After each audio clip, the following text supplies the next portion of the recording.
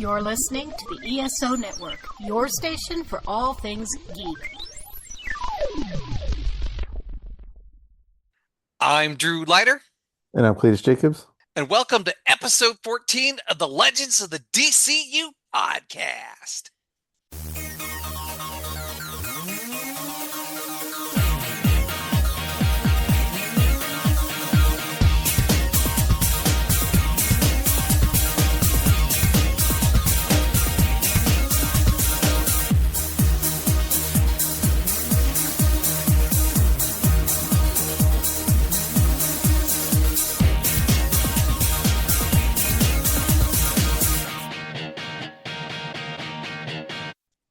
Tonight we're talking Titans number 21 through 27 and Titans 2025 annual number 1. But before we get into that, let's talk some DC news. All right, Cletus, first up for DC news, Matt Fraction has revealed that he's teaming up with Scott Snyder, the creator of Absolute Batman, for a major upcoming special that will bring together both of their distinctive versions of Batman in one explosive story. Speaking on the Direct Edition podcast, Fraction teased that the project is currently slated to headline Free Comic Book Day 2027. 2 Batman, 1 shared case, and 2 wildly different ways of delivering justice in Gotham. So we're not getting the 2 different Batmans teaming up. It sounds like they're going to be working the same case in their separate universes, and we're going to see the differences between them. Kind of like that idea. Yeah, I do too. That's really cool. So I saw that and I was like, man, that is a good idea. That can make it a very interesting stories between the 2, seeing how each one handles it different. I feel like you could do some really cool artwork with that too. Yeah. And show kind of the parallels between the 2 or have some symmetrical scenes. But yeah, I like that idea a lot, Drew. Yeah, I did too when I read it. And, it's still in the planning stages, but if they get a good artist on that. Or even 2 different artists. Like I feel like you can have, I think in many ways it would be helpful to have a different artist to give a distinctive visual difference between the 2. Obviously, the 2 Batman look very different, but you know what I mean? I don't know. There's a lot that my head is just like swimming with ideas that they could do with the art. Yeah, there's a lot of possibilities there. I'm looking forward to that one. And it's going to be free. Yeah, that's that's awesome. This past, I think not this past weekend, 2 weekends ago was this year's Free Comic Book Day, and their offerings were fine, but you know what I mean? But something like that I think would be a big draw. Obviously it's a big fun day for anybody that's into collecting comics, but that would be a good one. I agree. All right, up next for DC news, a new tease from Matt Reeves teases a snowy Gotham as we see the Batmobile driving in the snow. I don't know. We able to see that? Yeah, I don't really have patience for Matt Reeves right now. Start filming the damn movie, dude. It's unbelievable. Like, I have never seen someone squander their window more than he has. Like, I get taking your time and, getting it right, but like, what are we doing, Drew? It has been way too. We've almost completely blown the window that you can use Robert Pattinson as Batman, right? Like, he went from being a young Batman to he's going to be a middle-aged Batman already. Like, we're only 2 films in. Are we even going to get a 3rd film? I mean, I know that's greedy and presumptive, but like, it's Batman. Really, the only thing stopping Batman films series continuing is either a lack of creative desire or the actor ages out. Yeah, I understand the frustrations with that. I was happy to see that still, and lets us know at least it's in production. All right, moving on to our next bit of DC news. My Adventures with Superman has confirmed that its 3rd season will air on Adult Swim beginning June 13th. I can't wait. And then they're also putting out a new show, My Adventures with Green Lantern, I think later this year or early next year, that's starring Jessica Cruz as the main character of the show. I think the assumption is that it's set in the same world as Superman. And I love that show, Drew. I'm a big, big fan of My Adventures with Superman. So I'm very excited for season 3 of that. And I can't wait to see what they do with the Green Lantern. I don't know if spin-off is the right term exactly, but it seems to be a sister series. I'm slacking because I haven't seen season 2 yet of My Adventures with Superman. So I may be watching them together. They're All right. good. I struggle sometimes with some anime that, I know there are many genres and many options and stuff like that, but a lot of the like super popular stuff, I sometimes it's a little too over the top for me, and it's purely subjective taste. And I feel like Superman for me is a nice kind of balance between it's got some of the over the top emotional drama and reactions, but it's balanced with like a more Western superhero style. I feel like it waters the anime down just enough to a level where it's good for me. All right. And for our last bit of DC news, the Lantern Show gets an official release date, August 16th. It's not that far away, but it feels so far away. I cannot wait for that show. I know, me too. I'm so excited for it. And we haven't got anything else from it yet, which I kind of want to see some constructs or something. But even if we don't, I'm still excited for it. And like you said, it's close, but it's not close. All right. Well, that wraps up DC news for this week. Let's take a short break. And when we come back, we'll do our comics talk. The sun is shining, but the monsters are still out there because horror doesn't take a vacation. This is Earth Station Boo, the spooky and kooky podcast where we talk all things horror. I'm T, and Karen and I are here all season long, digging into classic creatures, the latest screams, and every spooky thing in between. Find us wherever you get your podcasts. Join the Discord and watch our socials for some spooky good times. We know you're dying to listen. Let's get spooky. And we're back. Let's talk Titans number 21.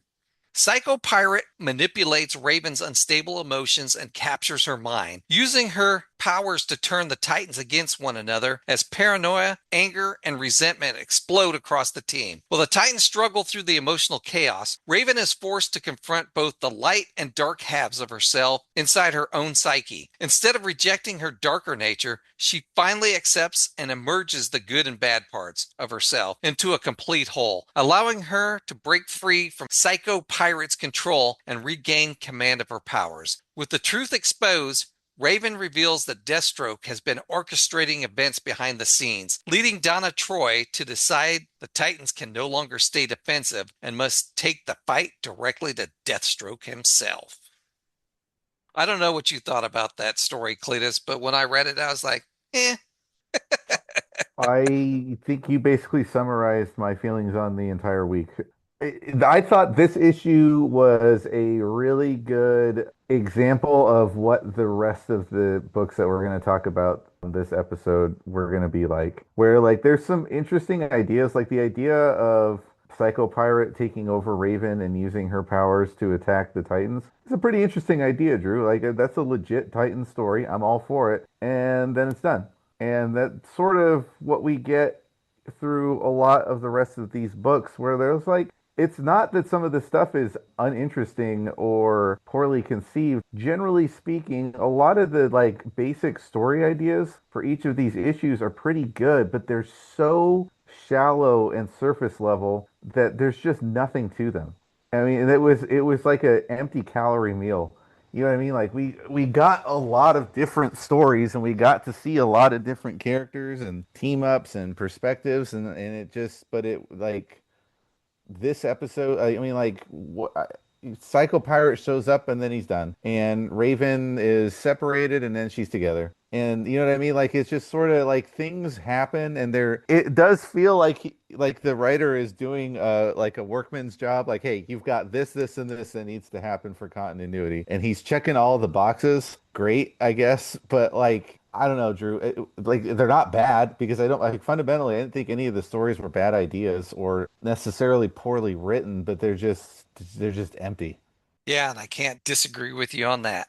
All right, let's move on to Titans number 22. The Titans respond to the aftermath of a violent prison transport attack and quickly discover the assault was carefully orchestrated by Deathstroke, Clock King, and Mammoth. Investigating the wreckage, Nightwing pieces together that the attackers specifically freed Killer Frost while deliberately leaving Psycho Pirate and Volcano Man behind, revealing that Deathstroke is selectively building a dangerous new crime syndicate around carefully chosen allies. Before the Titans can fully process the implications, Volcano Man breaks loose and rampages through the area, forcing the team into a destructive battle until Cyborg finally neutralizes him by opening a boom tube beneath him and dumping him into the water, extinguishing his molten powers. The encounter leaves the Titans increasingly divided over how far they should go to stop Deathstroke, with Beast Boy concluding that the only way to end the threat is to deal with Deathstroke permanently.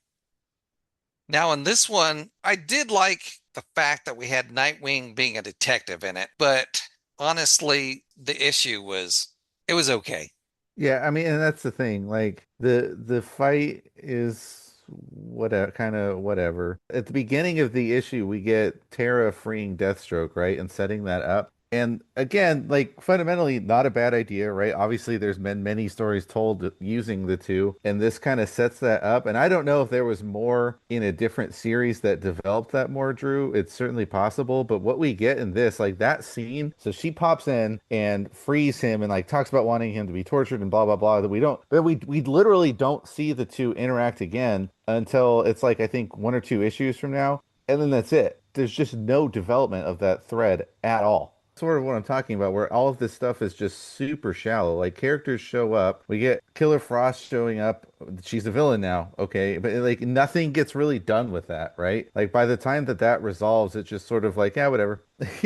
Like the two things that I can use to describe this issue, and again, really, it's really every issue because it's the same creative team throughout all of these. It's a lot of telling and not showing. Like it is a lot of dialogue. A lot of dialogue and not a lot of the artwork telling the story. And then a lot of it is just, I don't know a better way to describe than unsophisticated storytelling. Like it's just giving you a very, very basic, to the point where Drew, I got to be honest with you, I question whether we're the target audience for this book. I kind of don't think we are. Yeah, I have to agree with you on that.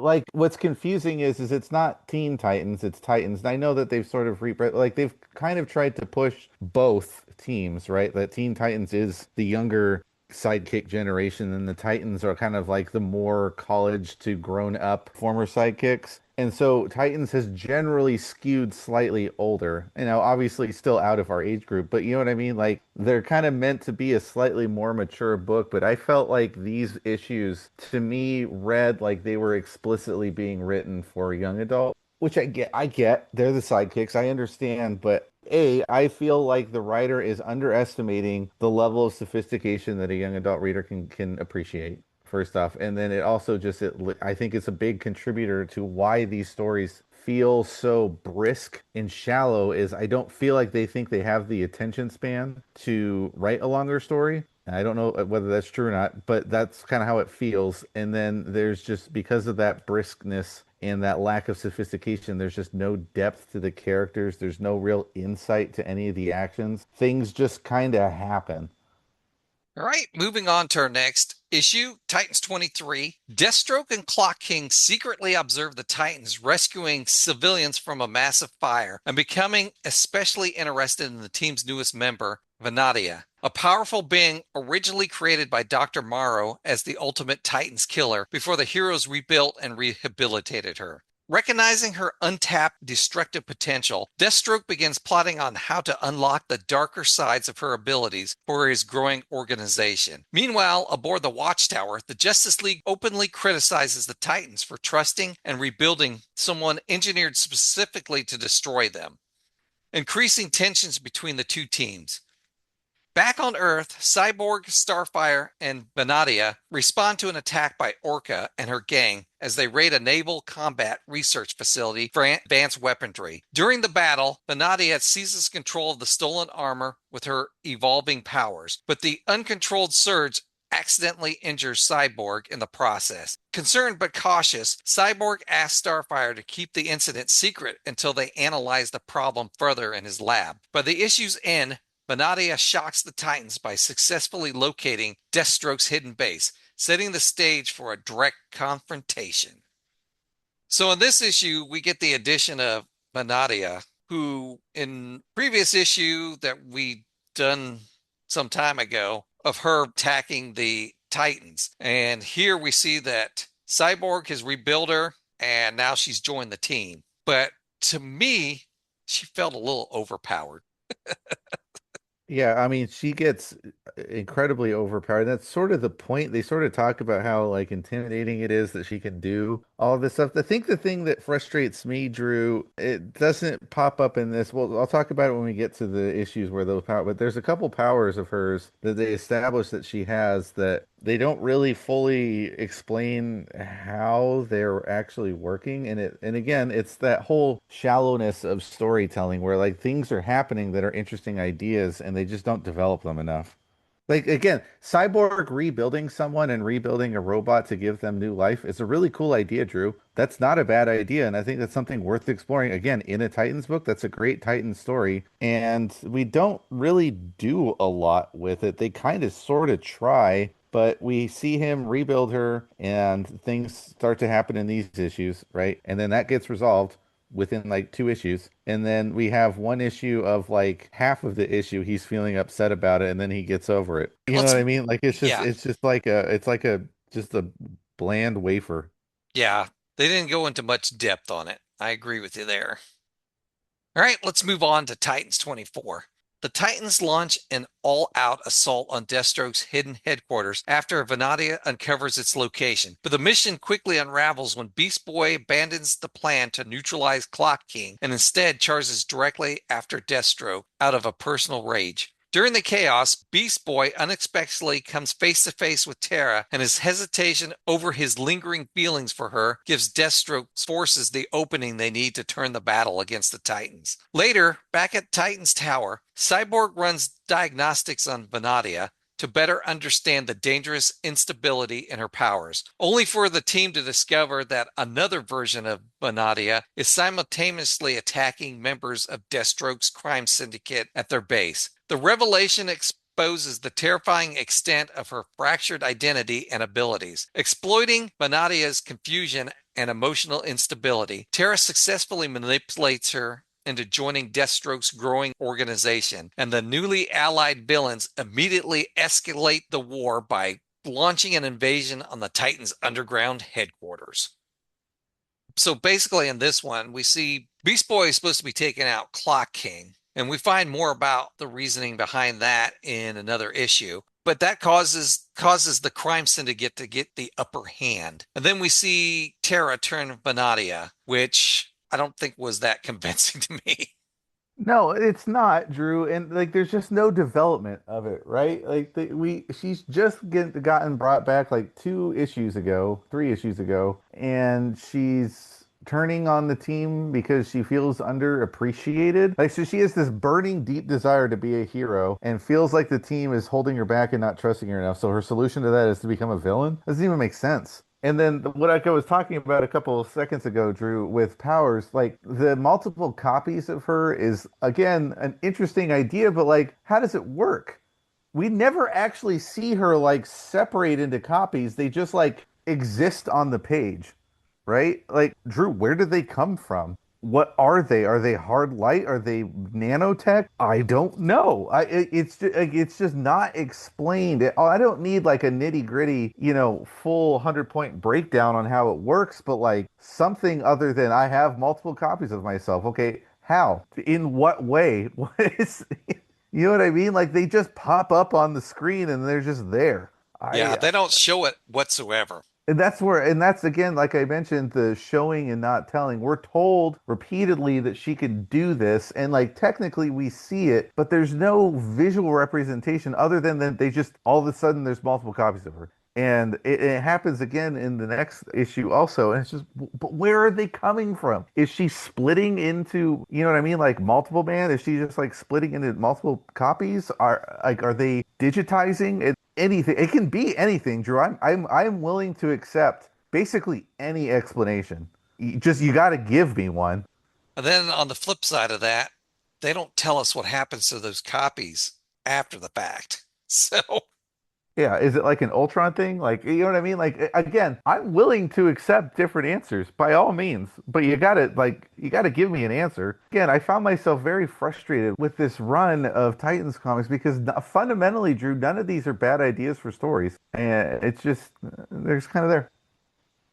All right, well, let's move on to Titans number 25. Deathstroke's Crime Syndicate launches a full-scale assault on the Titans' underground headquarters, pushing the team into a desperate battle as they struggle to hold their fractured defenses together. During the conflict, the Titans realize that Clock King is the true strategic core of the Syndicate's operation, manipulating events and coordinating the villains with near-perfect precision, making him the key to ending the attack. As the fighting intensifies, Cyborg successfully reaches Vanadia emotionally and technologically, helping her break free from Deathstroke and Terra's influence and return her to the Titan side. The battle also takes an unexpected turn with the return of Shimmer, whose mysterious disappearance is revealed to have been orchestrated by Clock King all along, while the Titans had secretly been trying to help her. Furious over the manipulation and what was done to his sister, Shimmer's brother, Mammoth, turns against Clock King and the Syndicate, throwing the villains into disarray.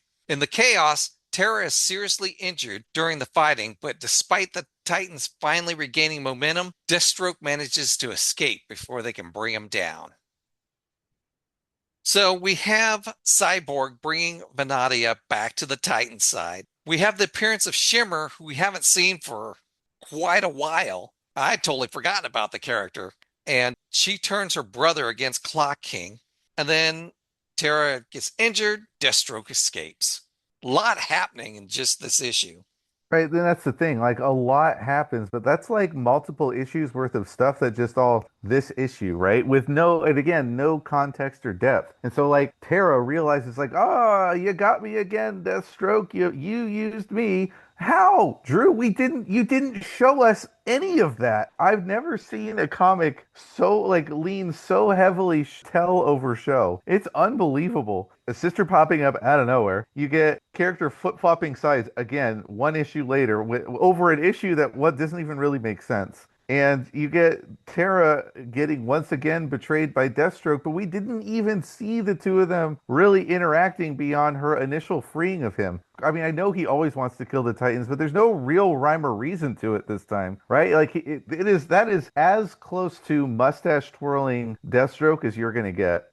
The other thing I had an issue with, why are they calling it the Crime Syndicate? Isn't that the Earth 3 Correct. villain team of heroes? Yes. Yeah, that's Yes. what I thought. What are they using that name here for? It's all of the dressing of a bigger epic story, right? And like in a different version of this that is actually stretched out to a reasonable depth of story, that Crime Syndicate probably should do other stuff, right? And be like, a relevant team for at least a few issues, right? Or like in a TV show, they would be like the villains for the season. And in that case, the name should still be Earth 3, but like, okay, fine. But for what is ultimately a like 2+ issue villain team up in which the only crime they commit is putting the team together in the first place and then one singular assault on the Titans. More of like a crime club, I would say. A crime get together even. All right, well, let's move on to Titans number 26. Victor meets with Vanadia on the moon in a quiet, reflective conversation where she expresses deep doubt that humanity will ever accept her, ultimately deciding she needs to leave Earth.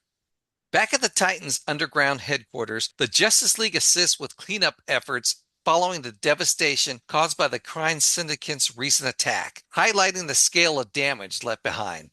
Meanwhile, Beast Boy tries to take a break from the chaos by inviting Raven to the beach, but she declines, leading him instead to accompany Cyborg in visiting the Doom Patrol. Their visit quickly turns serious when they learn that Beast Girl and Negative Man are missing, prompting Beast Boy and Cyborg to join the Doom Patrol on their search mission that leads them to Madagascar. There, they unexpectedly encounter Beast Boy's old adversary, Dr. Samuel Register, also known as the Zookeeper, setting up a new conflict tied to Beast Boy's past. I'm going to go ahead and go into the next issue, Cletus. Titans number 27. Beast Boy and Cyborg, along with the Doom Patrol, have traveled to South Register Island off the coast of Madagascar in search of Beast Girl and Negative Man. They discover that the Zookeeper has unleashed grotesque mutated super critters across his island laboratory. The creatures are being controlled by a hidden broadcast signal on frequencies humans cannot hear, though it begins disrupting Cyborg's circuitry. Splitting into teams, Elasta Woman and Negative Man attempt to keep the creatures distracted, while Beast Boy and Beast Girl head to deactivate the device. This plan fails as they instead confront the Zookeeper, who has transformed himself into a monstrous beast and plans to steal their powers.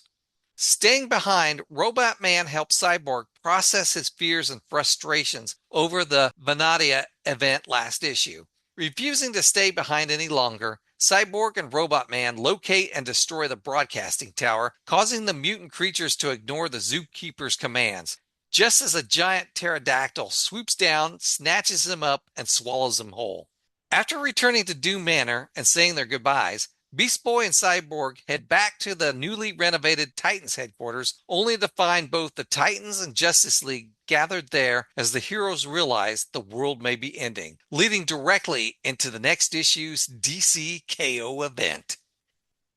So in these two issues, we have the Justice League shows up to help the Titans clean up, but we have Beast Boy peacing out with the Cyborg and going to the Doom Patrol, which I thought was weird because let's let the Justice League clean up our mess and we're going to leave. Yeah, for reasons. They could not have tried harder or tried any less hard, I should say, to give a valid reason. It's sort of like, it's time for a crossover with the Doom Patrol. Anyway, here's the Doom Patrol.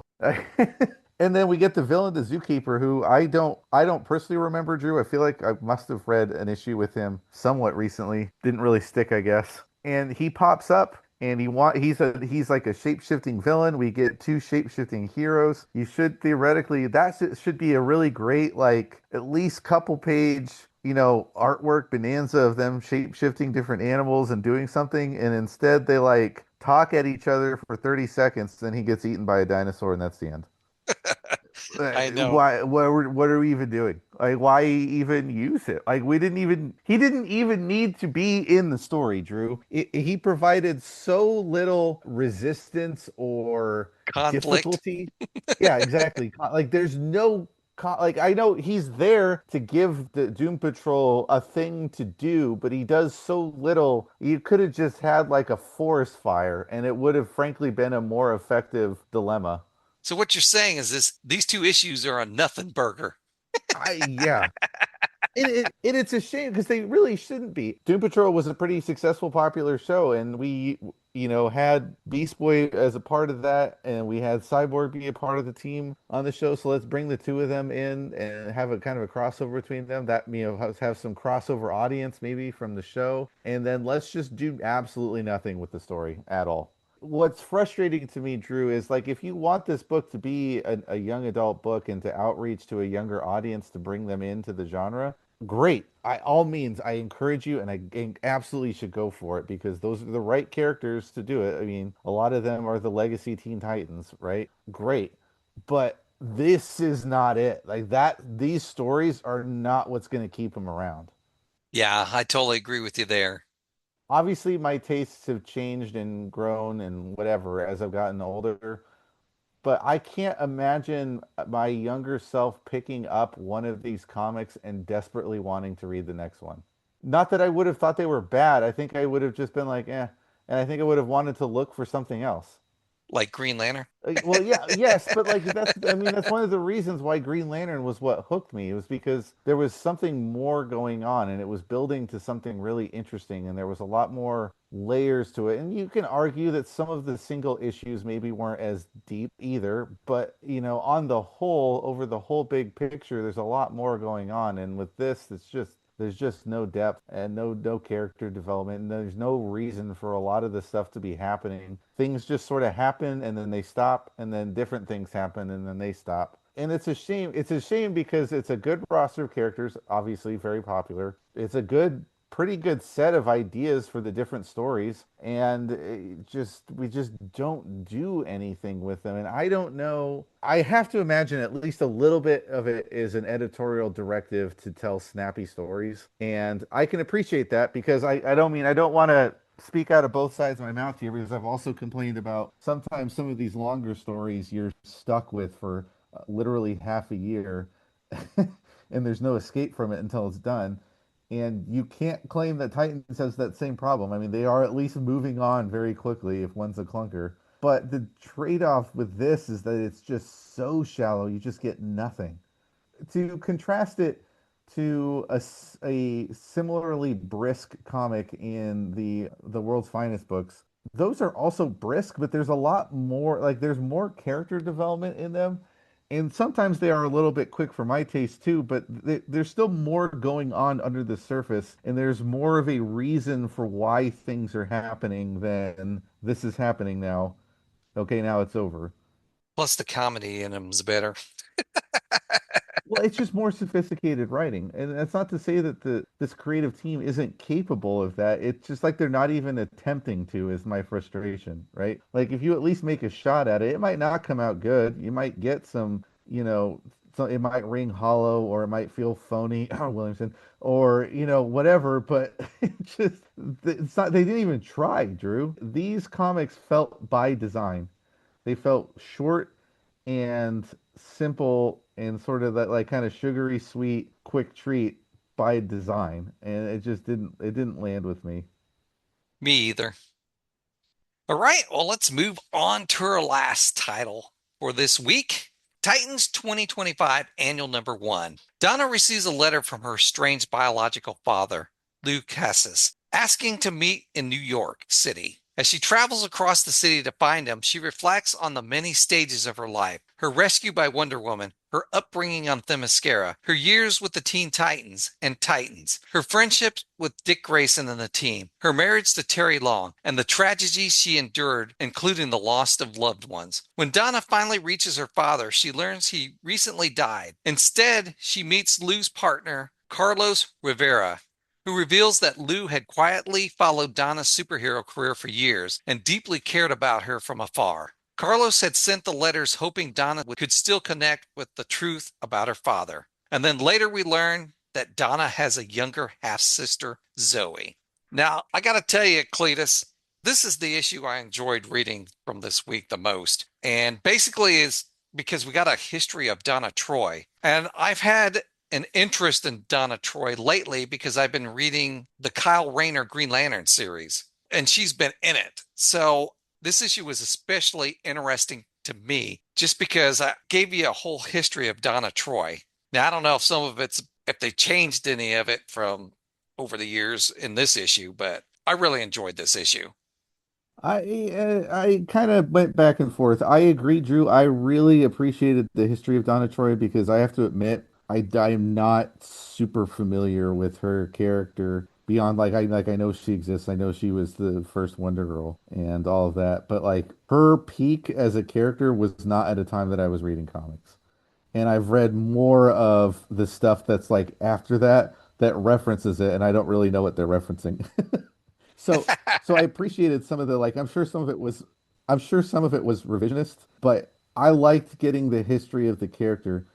For me, I did feel I know it's an annual, so it's bigger, but I gotta admit, Drew, it started to drag for me. And maybe part of that was because I was reading it for the podcast, so I just kind of wanted to get through it. I will admit that would be not a fault with the book, but with me. But I got a certain point, I was like, it's still going. It felt long. It felt like just the backstory with her and the Amazons, that was enough for a single. That was like because there's so much writing on each page. That was like a full issue's worth of material, just the Amazon part, right? And it was good. I had no problem with it. And then you get the young almost pre-teen Titans meet up in the Batcave. That's also good. I liked that story a lot. But that felt like its own issue. And that was all like the prelude to the actual comic when she meets her deceased father's lover. And it was like, that like when we got to him, I thought that was the end of the story, and that was really Drew the beginning of the story, and that was I think that's what really threw me off. I enjoyed the issue a lot, especially when the Teen Titans meet in the Batcave. I like that part a lot. I You agree. had Alfred there. I like how we had Donna Troy. I think it was Donna Troy. He came to the front door while everybody else came through the other direction. I thought that was funny. Yeah. Batman showing up, not knowing anything about it. He was not happy, which is exactly what you expect from Batman. But I like the fact that Donna made an effort to talk to Batman. I like that scene too. That's a great scene. That is a great scene. So I like that. One of the things they didn't really touch on very much was at one point, Donna becomes a hero called Troya for a while, and then she becomes a Dark Star. I don't think they talked about that much in this issue, but during Kyle Rayner's Green Lantern run, Donna at the time is a Dark Star, and so is John Stewart. So we have the Green Lantern connection with John Stewart, and Donna Troy being on the Dark Stars kind of ties in with Kyle. Of course, they start dating. And the other thing that happened during that run, which is what caused Kyle and Donna to break up, they had a short breakup and then they got back together. But what ended their relationship was her ex-husband, Terry, and her son die in a car accident. And Donna wants to take a break from their relationship because she needs to deal with it emotionally. And so far, when I've been reading, they've never come back together. So I think that's the permanent end of their relationship. But, you know, I found that interesting. And I found it interesting that Donna Troy and John Stewart were Dark Stars together, which during that run also you see the end of the Dark Stars. But I don't know. I've just been fascinated with Kyle Rayner's Green Lantern run, and I've seen some stuff happen with the Titans and Donna Troy in it. So Yeah, and they don't really reference much at all the Kyle Rayner relationship, which is weird because a lot of it is her talking about, kind of wondering whether she should continue pursuing whatever's happening with Roy and thinking about her past relationships and how they've not worked out for various reasons. And the Kyle, I think he's listed as one of the relationships if I remember right, but they don't, that's kind of it. yeah, they dated for quite a while. All right. Anything else you want to say before we wrap this up? Yeah, one thing, Drew, actually, I kind of wanted to pick your brain because there was one scene that tripped me up a little bit from a readability standpoint. It was a bummer because I liked the idea of what they were doing, but in the Batcave scene, or so she's already been let into the Batcave, and then on like the right and left side of the page is her conversation with Alfred, and then in the middle is the Titans kind of like going down into the cave and kind of seeing stuff. And the middle is supposed to be like I think later, right? I didn't realize it at first, so I was just reading right to left, right? Like reading the Alfred scene, reading the Titans in the cave, and then the Alfred thing again, and it wasn't really making. I was like, wait, the conversation wasn't making sense. I don't know if that tripped up you either, but I was like, I like the idea of what you're trying to do, but it didn't like visually they didn't separate them enough to kind of guide your eye to like skip over the middle. I don't remember it tripping me up. Because there's at one point like they're talking and all of a sudden Donna says something about, "Oh, don't worry, I'll behead them." I'm like, that doesn't make any sense in response to what they just said. And it and then I went back when I realized I was like, wait, that does make sense though in response to what Alfred just asked her, which is not the like from right to left is not or left to right, sorry, is not the next thing that happens on the page. And I was like, oh. It was one of the things like I liked the idea. I always love when when artists and writers try to like play with the page a little bit and experiment with the format. I am very pro creative teams doing that, but this one I thought didn't quite work out the right way. So they introduced her half sister Zoe, but it felt like I don't think Donna knows about her still. No. And it felt like they were trying to set her up to be some sort of antagonist or possible villain in the future. Is that what vibe you got from it? I would agree. There's nothing really to indicate that she would be antagonistic visually, other than like she looks like a moody teenager. And so you're like, okay, I guess, I mean, she doesn't look like Donna, so I guess she's supposed to be antagonistic. But I agree, Drew. That was the vibe I got, was that she'd be some sort of, twist threat. And I was like, all right, I mean, I guess. I don't know that Donna needs that, but sure.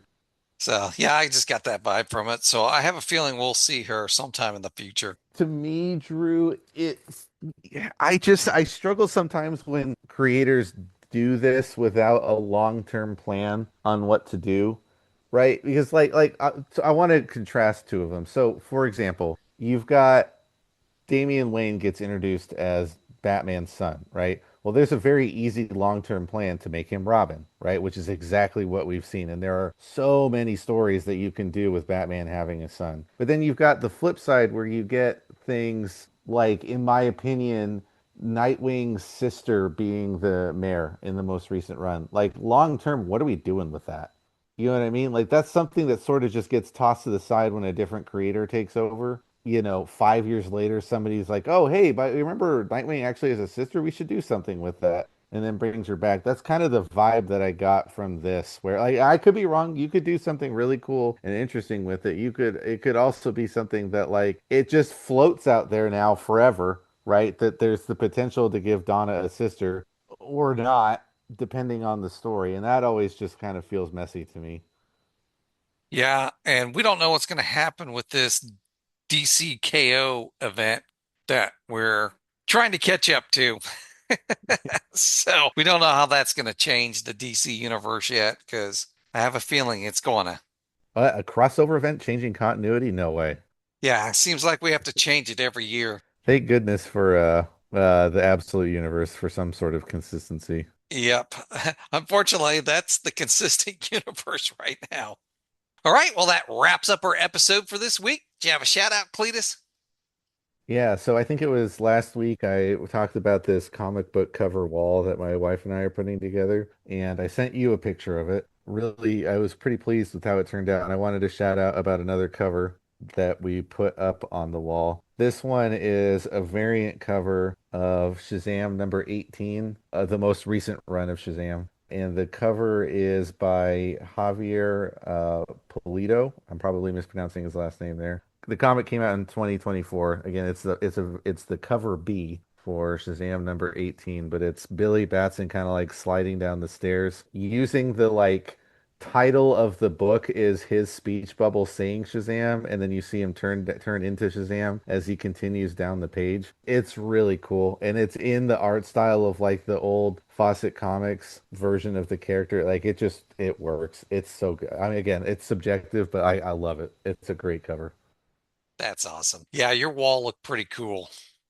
All right, and for my shout out, I'm going to shout out about Green Lantern number 59, Volume 3, February 1995.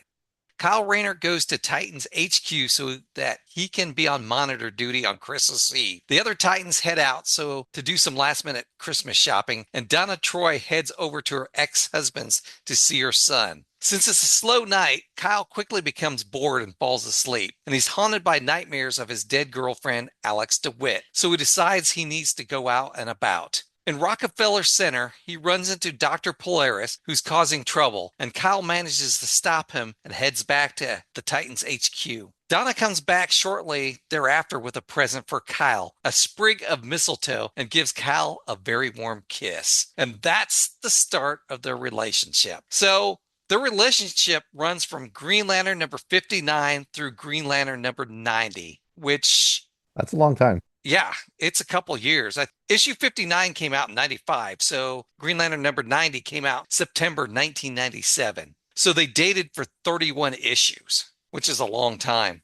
I've read over 31 issues of that run. And still enjoying it. So that's my shout out. If you want to read about the Kyle and Donna's relationship, read Green Lantern 59 through Green Lantern number 90, volume 3. See, it lasted for quite a while, longer than some comic relationships last. All right. If you'd like to comment on anything we talked about tonight, you can reach us at our feedback line, 317-455-8411. Text us, leave us a message, or you could email us at legendsofthedcu@gmail.com. All right, Cletus, coming up next week, we've got Absolute Green Lantern number 8 and Aquaman issues number 4 through 10. Kind of excited to see what's going on with Aquaman because it's written by Green Lantern writer Jeremy Adams. I know we started this a while back, but it'll be it's been a bit. It'll be interesting. I'm interested to see what he's done with Aquaman. Kind of excited to check that out. All right, thanks for joining us, and we'll see you next time. This has been a broadcast of the ESO Network. Be part of the crew and help support our shows by donating to our ESO Patreon or by shopping at the TeePublic store, which can all be found at www.esonetwork.com. The ESO Network, your station for all things geek.